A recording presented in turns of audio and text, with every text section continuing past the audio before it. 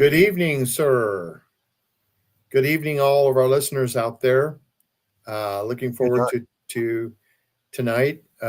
Just want to keep in remembrance today that Marvin was in Washington today at the National Cemetery for the funeral of his or for the memorial service for his fellow Navy SEAL.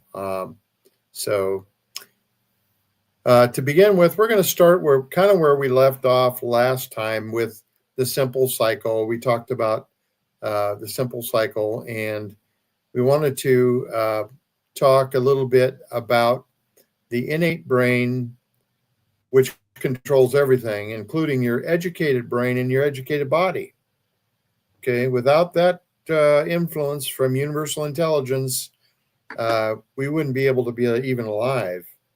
I mean, stop and think about what it takes to just move your arm or your hand, and think about your entire body is being run. Just think about all the muscles in your body. Have you ever butchered a chicken or taken a look inside of them and seen all the intricate muscles just in a chicken? Well, think about what's happening in your body.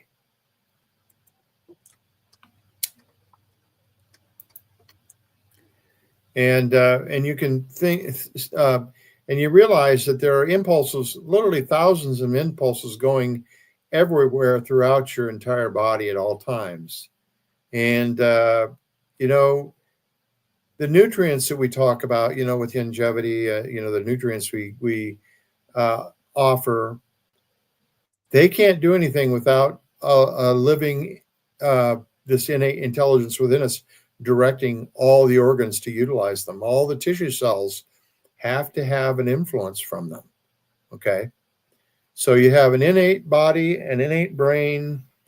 Innate brain is much larger than the innate body,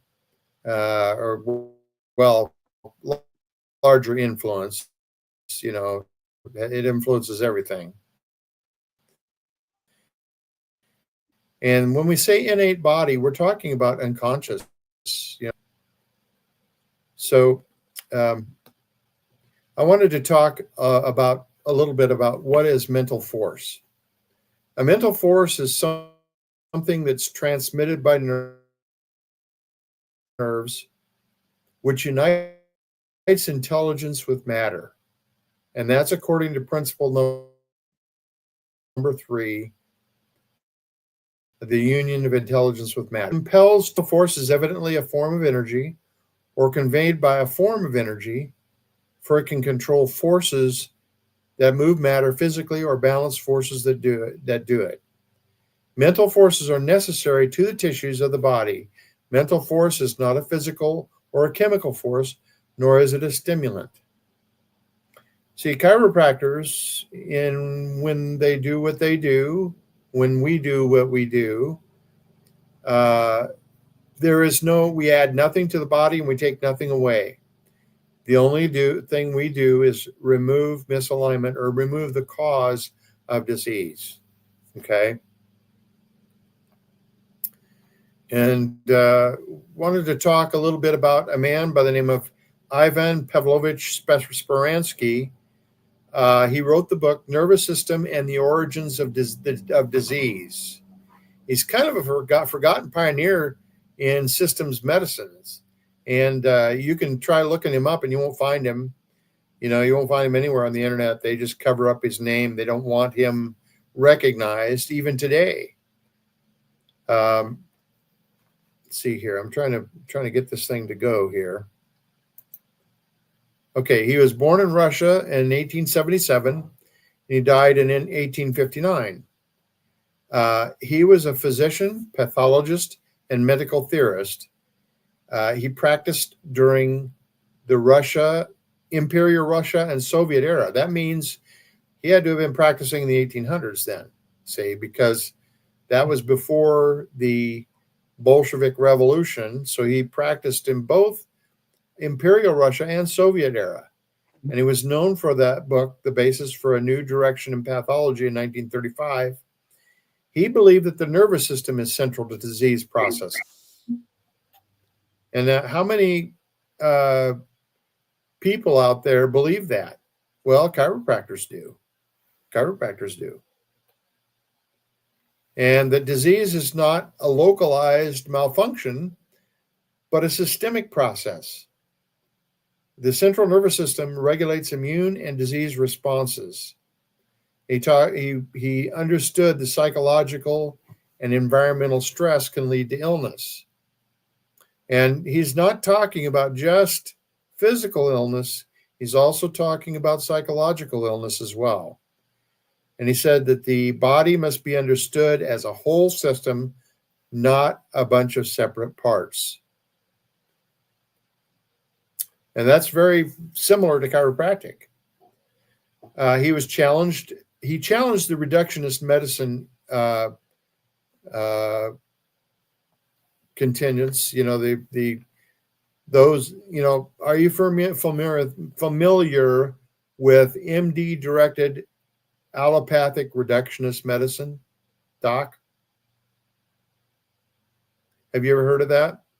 I'm not sure too much, but I did hear something about it. Yeah. Okay. MD directed allopathic reductionist medicine. That's what's practiced in most medical doctors' offices today. The idea is to suppress the symptoms, that you'll get well if you suppress the symptoms, and that we have a responsibility to suppress the symptoms. Well, symptoms are just a sign. You know, they're not the disease itself. How ridiculous is it to reduce a fever? Wouldn't it be better to get rid of the cause of the fever? Yes. Okay. And so he challenged reductionist medicine, and he anticipated modern fields like psychoneuroimmunology, systems biology, and functional and integrative medicine. So he proposed that emotions, environment, and nervous impulse input shape physiology. Soviet medicine emphasized materialism and germ theory. So they went right along with allopathic reductionist medicine. And his holistic approach clashed with mainstream ideology, and he was eventually silenced and marginalized though his work remained influential underground. Now, I want to also talk about some earlier discoveries about nerve conductivity. There were some key figures in nerve electricity. There's a guy by the name of Luigi Galvani in 1737, who lived 1737 to 1798, and he discovered bioelectricity with frog leg experiments, where he would take the legs off of a frog and shock them, and find that the legs would contract. So he discovered bioelectricity with those frog leg experiments. Then there was a man by the name of Emile Dubois Raymond, 1818 to 1896, who proved that nerves and muscles produce electrical currents. And then Hermann von Helmholtz, 1821 to 1894, measured the speed of nerve conduction. And then, of course, Benjamin Franklin, 1706 to 1790, pioneered electrical science, but did not study anything to do with the nerves. And let's see, right here to the right, you have an illustration of Luigi Galvani doing his frog leg experiments there. So what are the revolutionary insights that Speransky came up with? And here we have kind of an illustration that where we can look at, and there are three realms within health, and that's biology, environment, and psychology, and they have to do with mental health. And sometime we're going to cover the history of the Clearview Sanitarium in Davenport, Iowa, that B.J. Palmer ran, where they had a high recovery rate for psychology problems. So let's talk tonight about head and neck alignment. the crucial role that it plays in our health. And we see here that health and sickness are depicted here, body balance and body imbalance. And, we're going to talk about why that's so important. Body balance, head and neck alignment, when the brain health and healing messages can flow to all parts of the body without interference, you can expect good health. Well, why can we expect good health? Well, simply because this innate intelligence, which we believe is located in the brain, it's just, just like your thought processes, your memory and your consciousness. We don't know exactly where that resides in the brain, but we know it's there. We don't know where the innate intelligence resides in the brain, but we know it's there.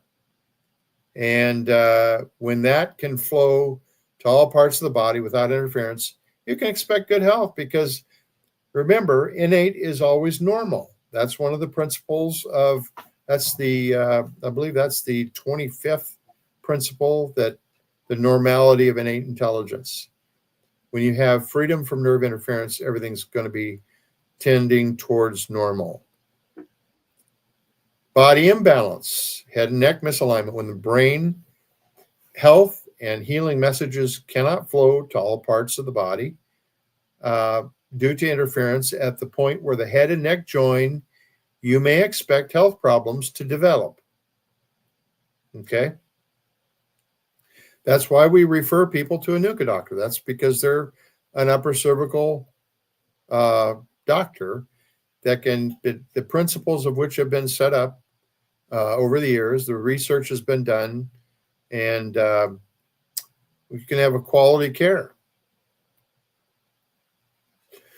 So here we have a comparison again: health and sickness, body balance and body imbalance. When that head is off center, it's going to cause problems. Well, what is upper cervical chiropractic care? Upper cervical chiropractic is a specific corrective procedure utilized by upper cervical doctors. Well, why should I learn about upper cervical care? Well, published studies have shown that when patients understand what a doctor does and why he does it, there's always increased cooperation and faster healing.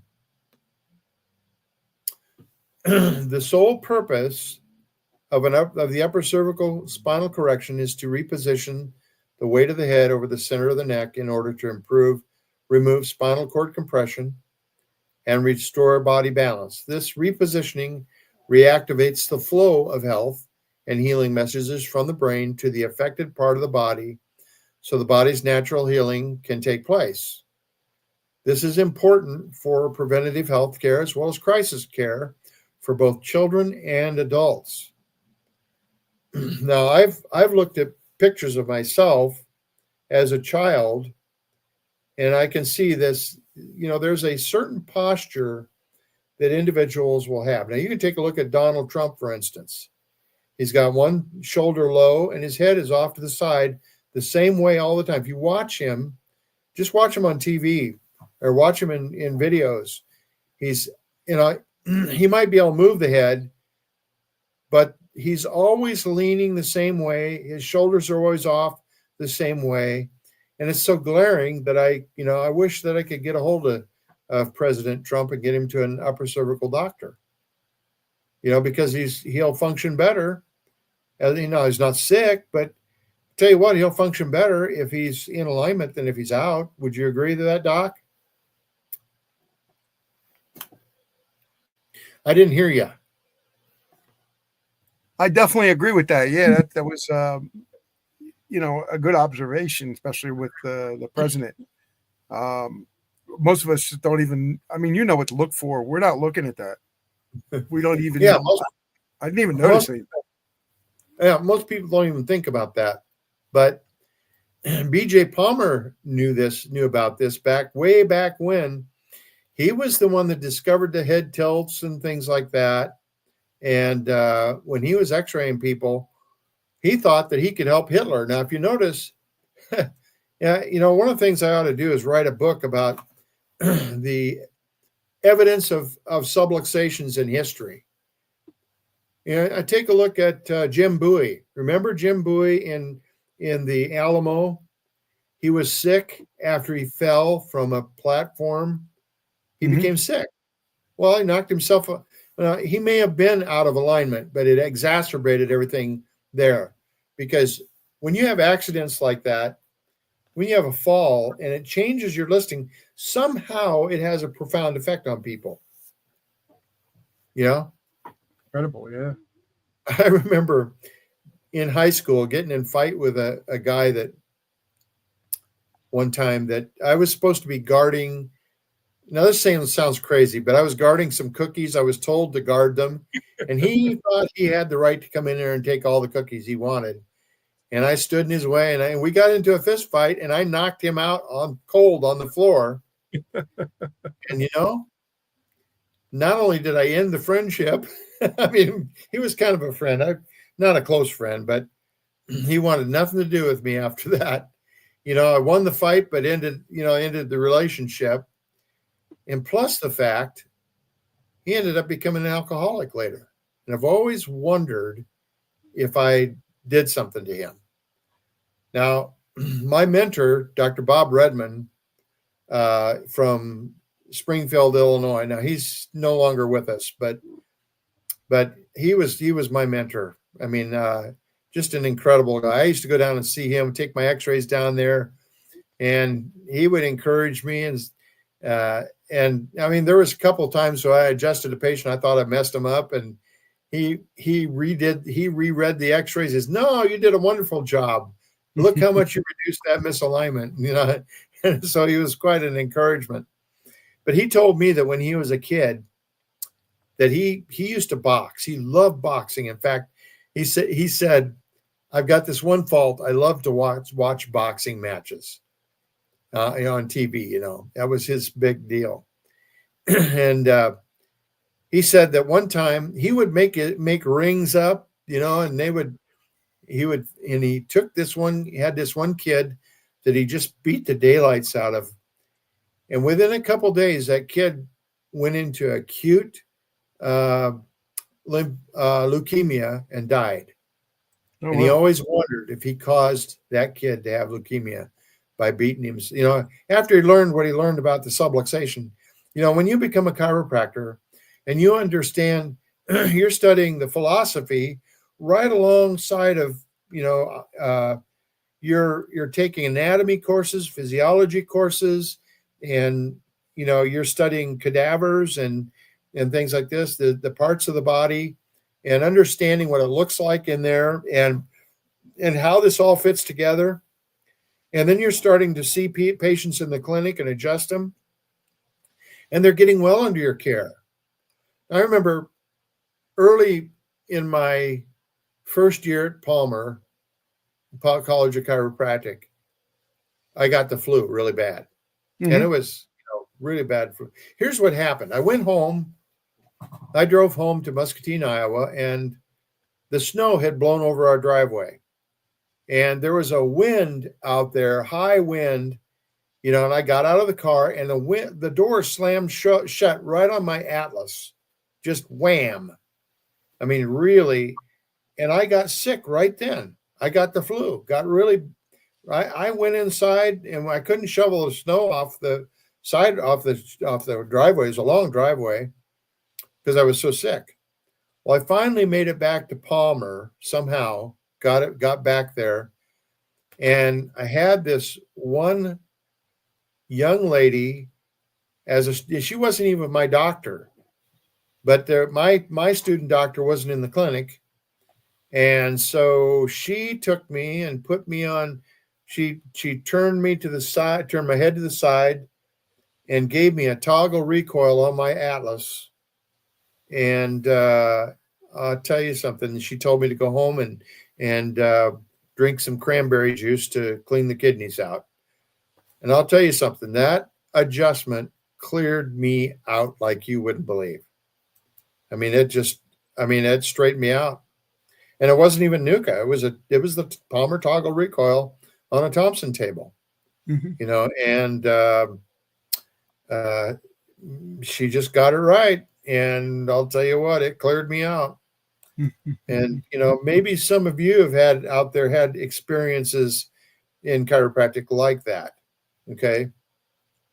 There's absolutely nothing like a good adjustment at the right time, the right place. I remember one time that that another student doctor, and he had some chip on his shoulder. He wouldn't look at X-rays. He felt that, for some reason it was against his principles to look at X-rays. It's like as the advent of chiropractic unfolded, the first thing that they started doing was trying to find, they adjusted everything to begin with. In other words, when D.D. Palmer started to teach about chiropractic, after he had that experience with Harvey Lillard, they started adjusting every bone in the spine. The idea was the old shotgun method, where you would start at the bottom and adjust everything all the way to the top. It was like if you have a burglar in the house and you have a shotgun, if you shoot in every corner from the bottom basement to the roof, you'll get the burglar. Well, maybe not. But then they found out that didn't work so well. So then as chiropractic progressed, they began to look at majors and minors. In other words, first, the next thing that on the list was they came up with what's called the Merrick system. Mm-hmm. In other words, and we have a chart for that and I cover that on the website, on the website that we have. I go through the entire spine and, the levels that, this level, well, for instance, T2 affects the heart, T3 affects the lungs, and so forth, and you can go through the entire spine that way and find, figure out T5 affects the liver, and T6 the pancreas and so forth. So it's kind of like cookbook style, and I believe there's some validity to it. And here's the reason why.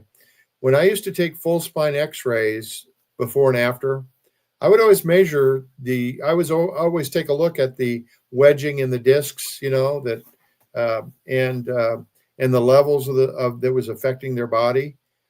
And, those would straighten out after I would correct them upper cervically. I'd take x-rays later and it would show the improvement on those areas. So, I mean, even though I was correcting upper cervical, I do believe that there is a relationship between lower spinal segments and disease processes.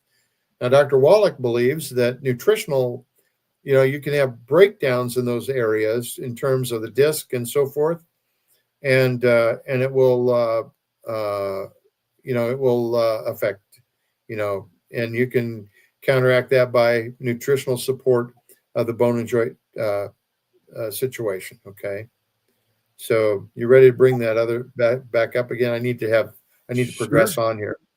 Go ahead. Okay, so the sole purpose of the upper cervical correction is to reposition the weight of the head over the center of the neck in order to remove spinal cord compression and restore body balance. This repositioning reactivates the flow of health and healing messages from the brain to the affected parts of the body, so the body's natural healing can begin. Okay, so why is our brain operates a telephone exchange of sorts that shuttles millions of messages per second back and forth to all parts of the body. And I would say fractions of a second, not just seconds, but fractions of a second. These messages govern the thousands of functions to keep our body operating at optimal health. And the way it does that is that there's a lot of things that have to do with coordination. And we talked about that. The nervous system coordinates the different parts of the body functioning together as a unit. Okay. Now, we don't consciously feel that these messages exist, but the heart pumps blood, the lungs breathe air, the stomach digests food, and thousands of other chemical changes go on in our bodies continuously. How is the immune system coordinated? It's all activated by the nervous system. You got and you think about the glands. The pituitary interacts with the liver, with the pancreas, with the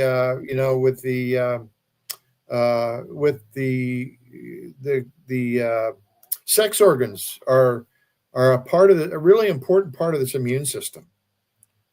Okay. And it's all coordinated together by the nervous system.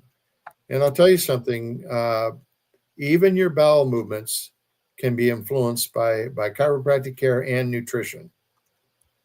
So they all are the result of messages sent by our brain. Now, spinal cord compression. Now, I don't like the term compression because I really don't believe that's what happens. I believe it's more of a tractionization. Now, there's a theory called the dentate ligament theory, because there are coverings to the spinal cord that protect it. The spinal cord is inside of a sac. It's called a thecal sac. The nerve roots are all protected by that as well. And there is what's called the pia mater, which attaches to the bone. Mm-hmm. Then there's the arachnoid mater, which means spider web like, which is between that and the dura. The dura mater is like a sock around the spinal cord itself. And there's a ligament that goes from the dura mater to the pia mater, especially in the upper cervical spine. So when that displaces it, it can actually, we believe, puts a tractionization on that brainstem. Okay. We know that it affects venous outflow because that's been shown by MRI that it actually restricts the venous outflow from the brainstem when you have an atlas subluxation. Okay. And we're talking about the imbalance of the head on top of the spine. Okay. So when we say spinal cord compression, body imbalance restricts and distorts the transmission of these messages to the body. So here we have a picture of, an illustration of what it would, what this would be like. If it's not corrected, the long-term effect is the degeneration of that part of the body served by these restricted messages, causing mild to severe pain, lowered resistance to illness, organ dysfunction, loss of mobility in limbs, and ultimately disease. Body imbalance is always present. The body has the natural ability to maintain optimal health provided the body's in balance. Okay. Each one of our 100 billion active brain neurons restores information that is transmitted to other cells, to all parts of the body, by way of electrical and chemical impulses that travel along our nervous system. These messages control all body functions. New restrictions in the transmission of these brain messages to the body is the direct or indirect cause of most health problems.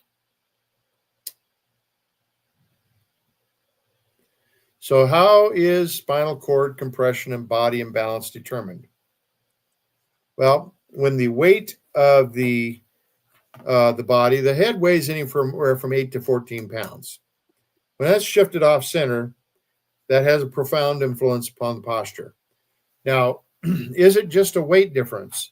Well, I don't necessarily think so, because there are centers in the brainstem that control facilitation and inhibition of the extensor muscles of the spine.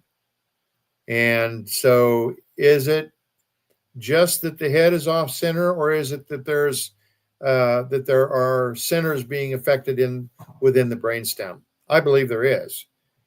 There's other centers that are affecting things, and that is the heat distribution along the spine is affected. Because starting very early, chiropractors studied heat distribution along the spine with their hands. They would look for hot boxes. We've talked about that before. And then they developed the what they called the neurocoulometer. Well, the FDA didn't like that name, so they just called it NCM. They said, well, what's that stand for? They said, just NCM. And of course, we knew it was a neurocoulometer. But it was a device that had two prongs on it. It had thermocouples, and it had a needle that would divert as you ran it up the spine. Let me see if I can make a dial with my hands here. And that needle would go from right to left as you ran it up the spine. And of course, what they were looking for was hot boxes with the neurocoulometer. And what they found is that it would fall into a pattern, different for everybody, just like a fingerprint. And in the B.J. Palmer Clinic, they developed the they had a screw post that would, and sometime I'll show pictures of myself using one of those. They had a screw post called the neurotempometer that would drag this thing up the spine at a specific rate, and then they had a strip chart that would print out with a needle that would show the where the heat was deviating from one side to the other. And I learned how to read patterns as they did in the B.J. Palmer Clinic. And of course, in the B.J. Palmer Clinic, it was they had a medical staff, they had a medical doctor on staff, and they had diagnosing cases. And in the book, Subluxation Specific, Adjustment Specific, they listed over 3,600 different diseases that they found responded to getting adjusted. And that's according to medical tests there in the B.J. Palmer Clinic. So when the weight of the head, which weighs 10 to 14 pounds, is shifted off center, the top of the neck, the body becomes imbalanced. In the effort to keep the head over the center of the neck, the spine and pelvis will twist, causing one leg to shorten, body imbalance. And here we see a picture of that. And I can't read the small print there, but spinal cord compression, distorted brain messages, and so forth. And it can affect you literally everywhere. I mean, you stop and think about it. Why does somebody get sciatica on one side, not the other? That's because of body imbalance. You can have it on both sides, but I mean, why is it so frequently on one side or the other? Now, one of the things that I talk to people about is pneumonia. Is pneumonia, Doc, what were you taught that pneumonia is caused by? Well, it's something in the lungs. It's a mucus in the lungs, excess mucus in the lungs, where the tubules or whatever they're called, the capillaries don't open up in the lungs. And, yeah, but I'm talking those are the symptoms. But I'm talking about what were you taught? I mean, if I had pneumonia, would you want me to cough on you? No, because they said the lung spores would probably come out and contaminate somebody else. Okay, when you say spores, what do you mean by that? I mean, what did they tell you was causing that disease? Well, basically anything that's in the lungs that you're breathing out. Yeah, well, I was, taught there was pneumococcus or it was viral, one of the two. And my question to that is, we have an open air passage between one lung and the other, don't we? Yeah. Okay, so did you know that pneumonia can be in one lung, or it can be one lobe of one lung? Yeah. The question I have is, if it's truly caused by virus or by pneumococcal infection, why isn't every case double pneumonia? I mean, you've heard you've heard what double pneumonia is, right? Did you ever figure out what that is? It's got to be both lungs. Yeah, both lungs. So why isn't every case double pneumonia then? Why isn't if there's open passageways to all parts of the lung, then why isn't every case double pneumonia? Double pneumonia, right? Yeah. Or complete pneumonia. I mean, why doesn't it spread to the entire lung? I mean, yes, there are cases where it does. I believe that the gorilla in the room is that the nerve distribution to that particular part of the lung is affected. Okay. Wow. I mean, you have and I believe in, after having taken care of thousands of patients, I believe that nerve interference does affect us physically and even mentally. Doc, so let me ask this question real quick before you continue. Okay. Well, it's more of a comment and a question. My aunt and uncle, they were in their 80s, and my uncle never read the paper. My aunt always read the paper. This is, coming from a 78-year-old woman. Mm-hmm. She had high blood pressure. Now, think about this. You may be right with this. She had high blood pressure, but his blood pressure stayed the same. They ate the same thing. He didn't walk. She didn't walk. Why did she have high blood pressure? You just explained to us, because the head tilts. And when the head tilts, it cuts off the nerves. When the nerves get cut or blocked somehow, it raises blood pressure. Yeah. Well, I know from experience. You just answered that question. Yeah. Mm-hmm. The imbalance can cause symptoms of high blood pressure. And of course, we're not curing anything when we adjust. It's the body curing itself. Remember, that's why I say that there are only 3 people that can honestly say they cure anything: the butcher, the tanner, and the tobacco farmer. When we say cure. All right. The butcher cures meat, the tanner cures hides, and the tobacco farmer cures tobacco leaves. So I don't like the cure word very well, because it's innate that heals. Now, I do like the word heal, because the body heals itself. So what we're doing is not curing anything, either by nutrition or by adjusting. We're not curing anything. We're not treating anything. Okay, it's not a treatment. It's allowing the body, it's supporting the body's own ability, supporting and promoting the body's ability to heal itself. And that's a really, really important factor here. And this is why we're talking about this. And the reason why, why am I talking about chiropractic? Well, simply because of the fact that it fits so well with nutrition. All of the principles fit with nutrition. Okay. We are not absolutely not trying to treat any condition at any time. This, why is it that we can keep somebody on a budget if let's say that their health questionnaire says they need all these things that they can't possibly afford? And how is it that we can prioritize and still have people see improvements?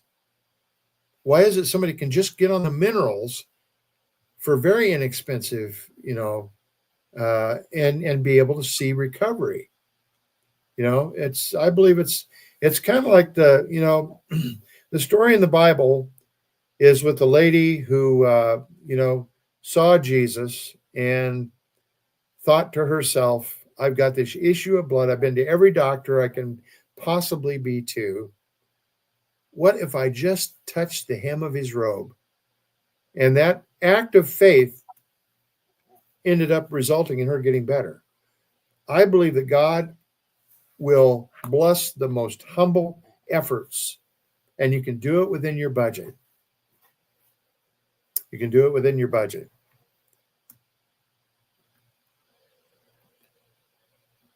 And I think that's it for our presentation today, Doc. Okay. There. And let me see. Do we have anybody out there that has any questions? Anybody out there? Of course, there's people out there listening. Do you have any questions for Mr. Robert Wiedemann? Dr. Robert Wiedemann, I mean? Yeah. Well, there's a lot of storms going on, Doc, so I don't even, I know this is going out, but I don't see the numbers we're getting tonight like we usually get. I did post it everywhere. Storms are really bad in a lot of areas. Not getting any comments. But that blood pressure thing was a big thing for me, because my aunt used to argue with my uncle that he was cheating, eating different food other places. And he swore he wasn't. And like I said, the one had high blood pressure, the other one didn't, and they ate the same. So, it's a genetic makeup and everything like that too adds to it. But they didn't have bad genetic makeups. When I was in Montana, I used to travel over to Dr. Fitzpatrick and we'd adjust each other. And we would both measure our own blood pressure. Mine would be 130 over 100 or 90, 130 over 90. And he would adjust me and would come down to 100 over 70. And his would be like 125 over, or maybe, 130, 135 over, very similar, 95, and his would come down, So, I mean, the thing with it is that, as we think about numbers, and, we can measure blood pressure, but the body determines itself where that blood pressure is going to be. We have some people that would go into their medical doctor and get their blood pressure taken and shoot up to 200 over something. It was white coat syndrome, very common. And it's because, stop and think about that. People are very afraid when they go into a medical doctor because you don't know what they're going to do to you. You don't know what kind of news they're going to come up with. And do you suppose, Doc, that they're always altruistic and truthful? No, I would say probably not. Pardon? I would say probably not. They're not very truthful. Yeah. I mean, we have let's see, I was wondering if maybe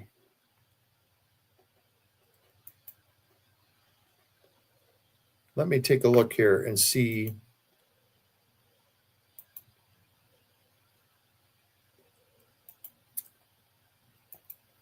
It's all right, Doc. You got time. Chance's not going to make it in, I guess, tonight.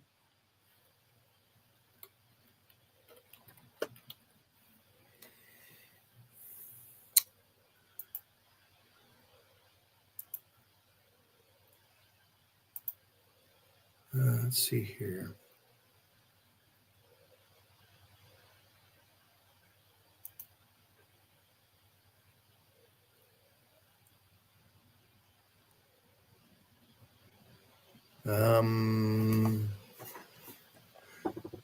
Let's see, Dr. Conway.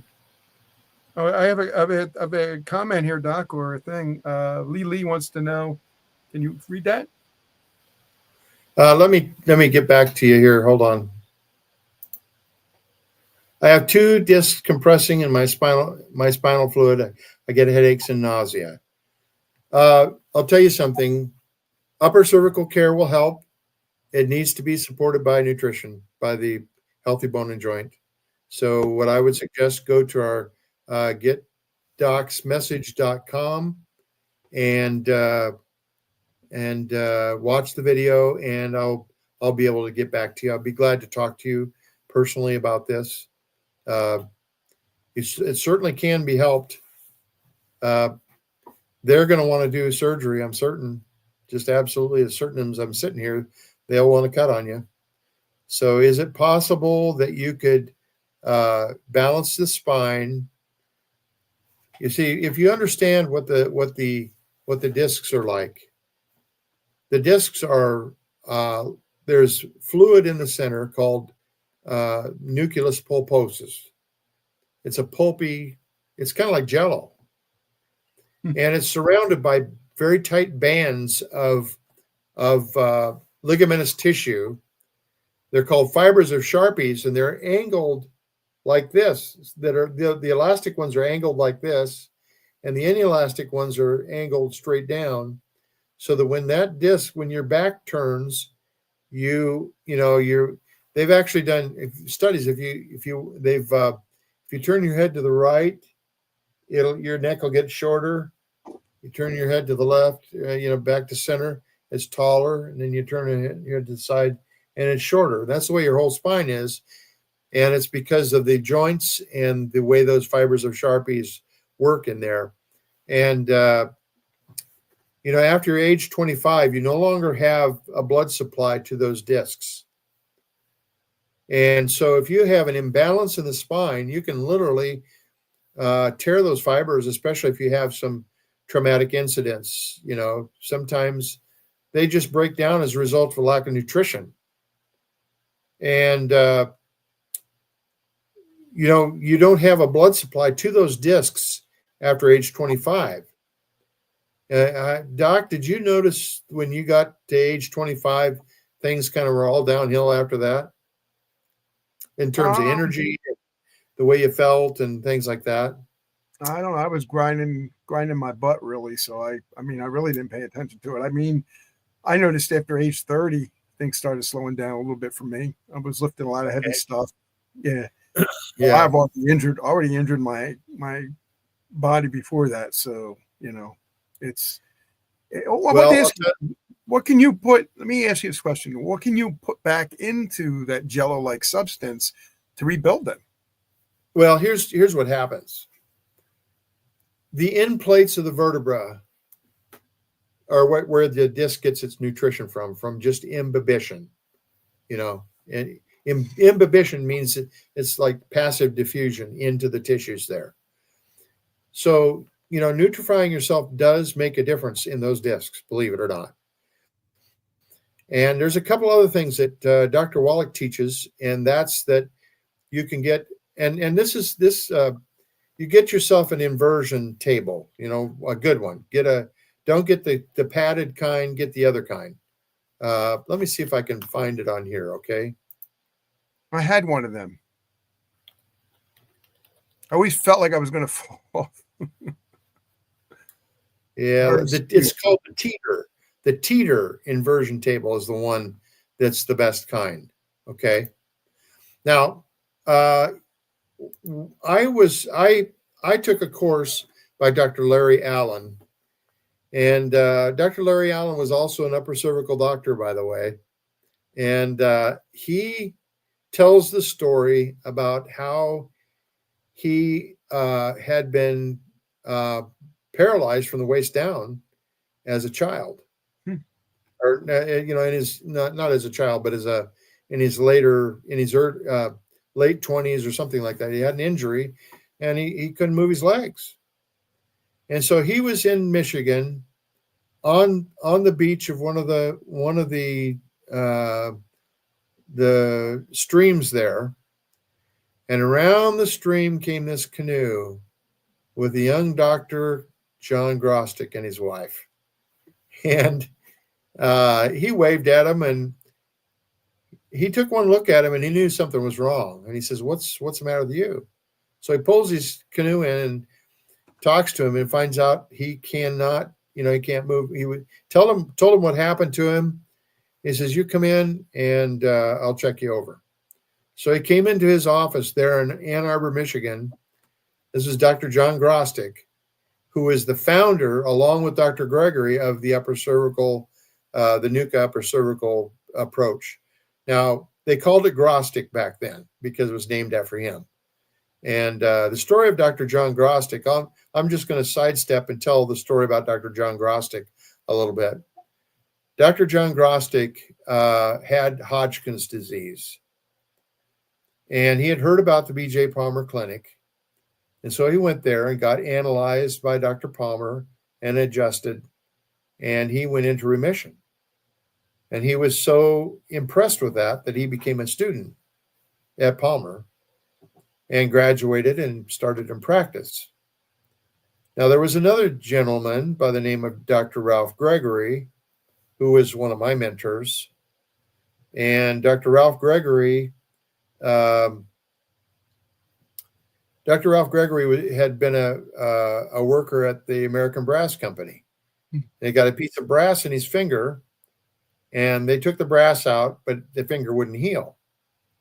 And he was having a lot of trouble with that. And one of his friends says, well, why don't you go to this upper cervical doctor over here? And he explained everything to him. So he says, okay, it's worth a try. So he went over and got adjusted. And according to Dr. Gregory, his finger got well after that. And he became so impressed that he, became a student also. And both of them got back out into practice. And John Grostick later said that Dr. Gregory was the only doctor other than Dr. Palmer himself that could adjust him and help him.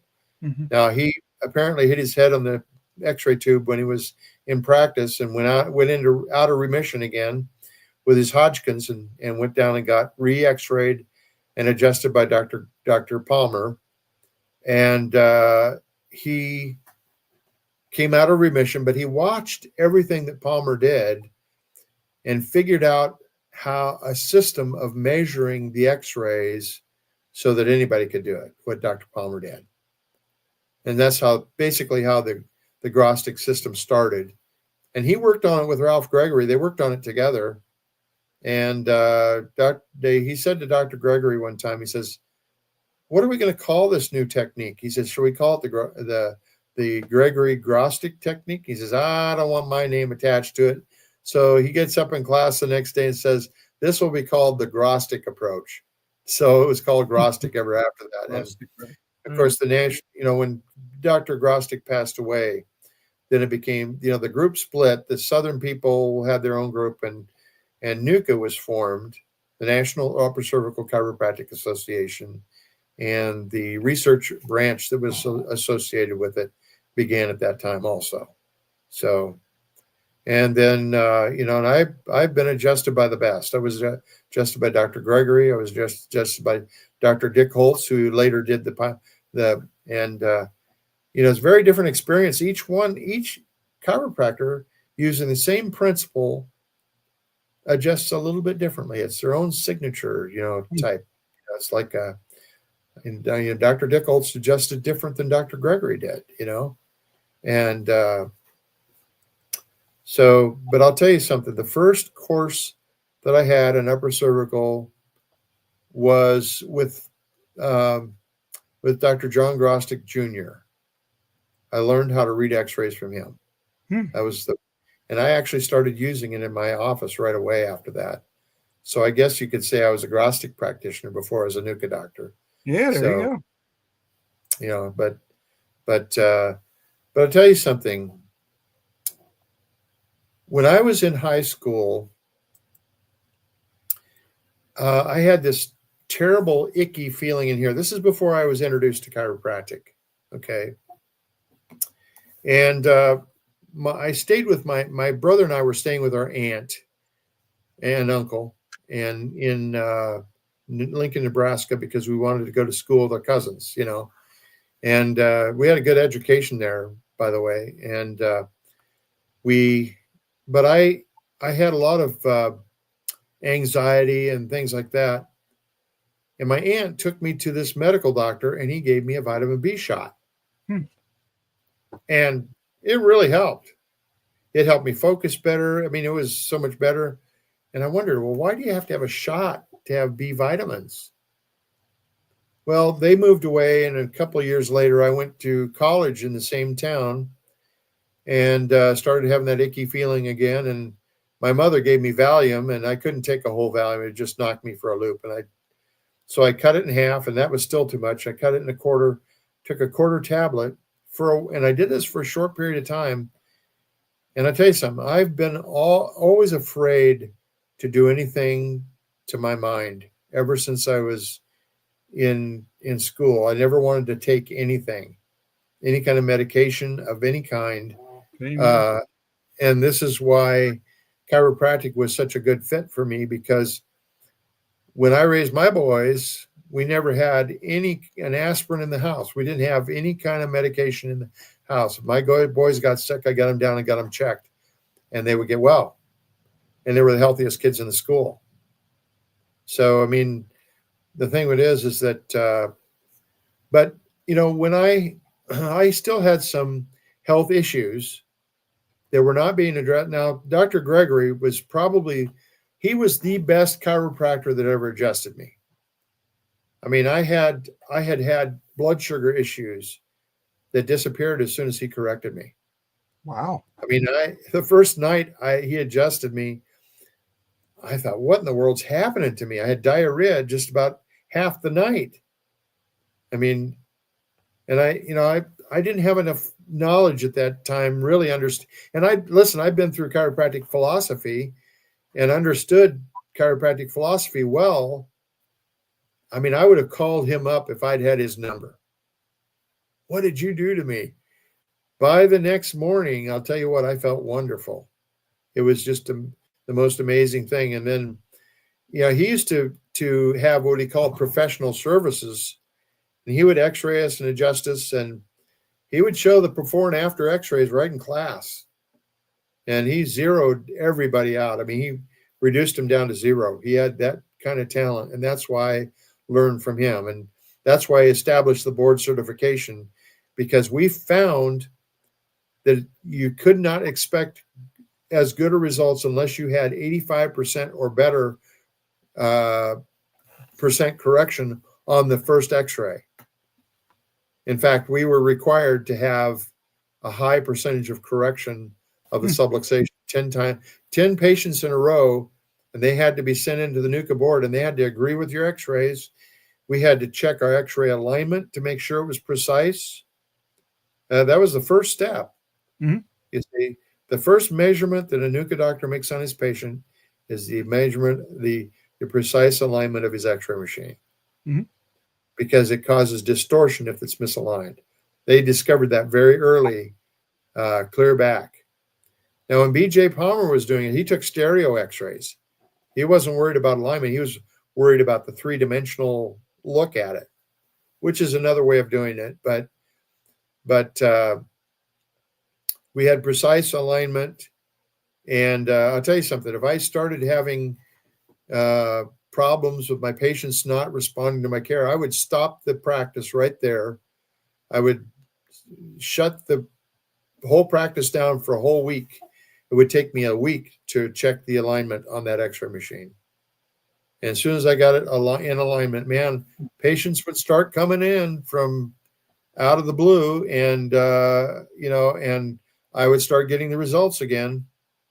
So it's nobody can tell me that precise x-ray alignment isn't necessary.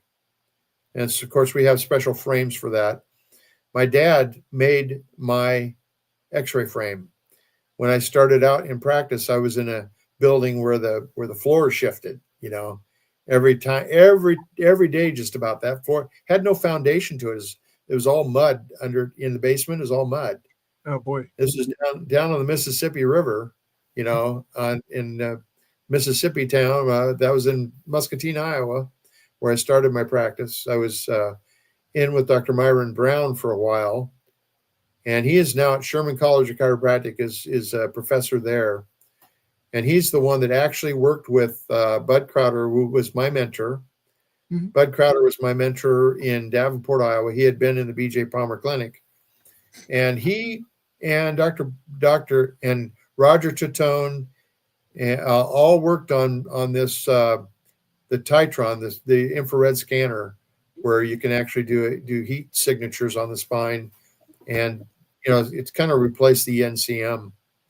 It's much better instrument. I think I showed it on one of the shows in the past. Mm-hmm. So, I mean, it made a huge, it's made a huge difference, and it's so much quicker to be able to run a scan with that. So, well, we didn't talk about, do we have any other questions? Anybody else any other questions that I can answer?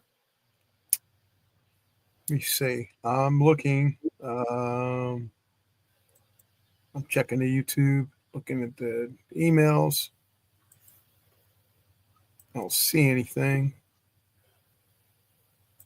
Just Lily's, it looks like right now. I sent it to a bunch of friends. They must be either in storm areas or. I did want my good friend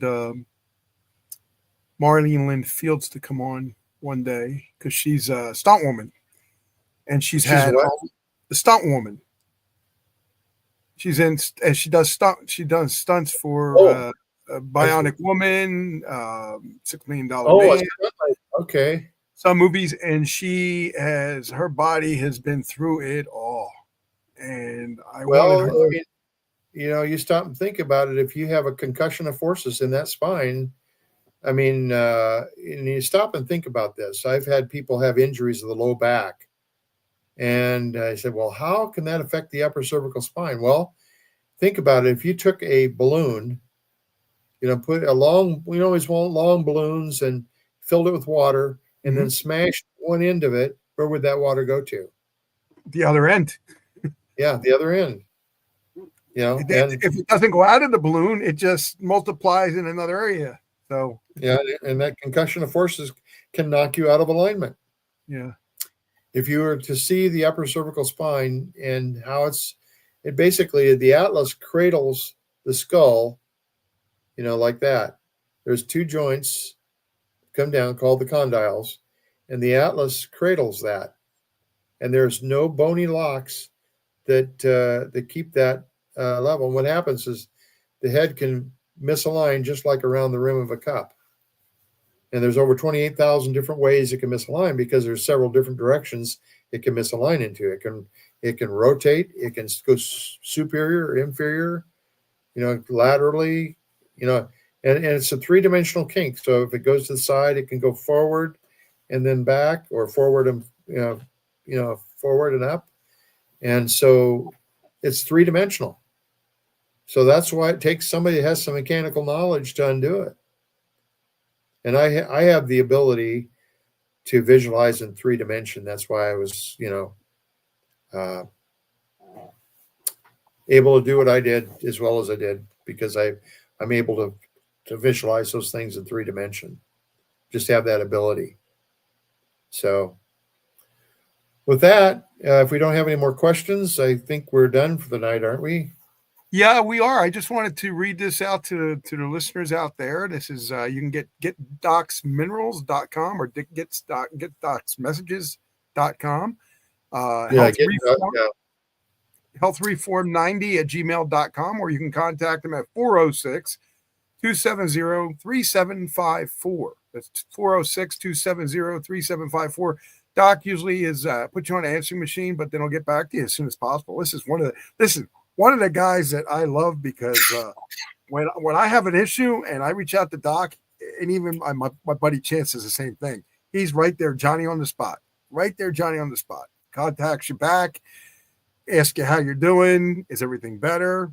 And I mean, I could ask for a better guy that's a doctor. I just want to mention this really quick, and I told Doc I wasn't going to, but I probably will. Since doing the longevity program under Doc Wiedemann, I've been finding that my bowel movements are getting a lot larger, which means that, well, transit time is a lot quicker too. I noticed that. Usually, depending on what I eat, but I've been drinking a lot more lemon water lately. And, organic lemons, and put them in water and just drink that. That's my lemonade without sugar, which is a great treat for me every day. But I've been eating normal. I've been staying away from the gluten, which doesn't gum up the works. Trying to stay away from the sugars, the candies, and all the starches that everybody eats. And I'm noticing that there's a big difference in not only that, but also my overall feeling. I'm feeling a little bit healthier. I'm feeling a little bit lighter. Even when I do have pain, it's not as so long. It doesn't take as long for me to get over the pain, especially my back or my kidneys. So I'm noticing a lot of little differences, which, like you said, Doc, little at a time, as you bring the plant nutrients into your body and bring the other nutrients in your body that you need, the body will adjust and get better almost immediately. That's wonderful. I mean, one thing about it, I cannot adjust you through the phone. Right. But I can help you with nutrition through the phone. And, the results are very profound with Dr. Wallach's nutrition. We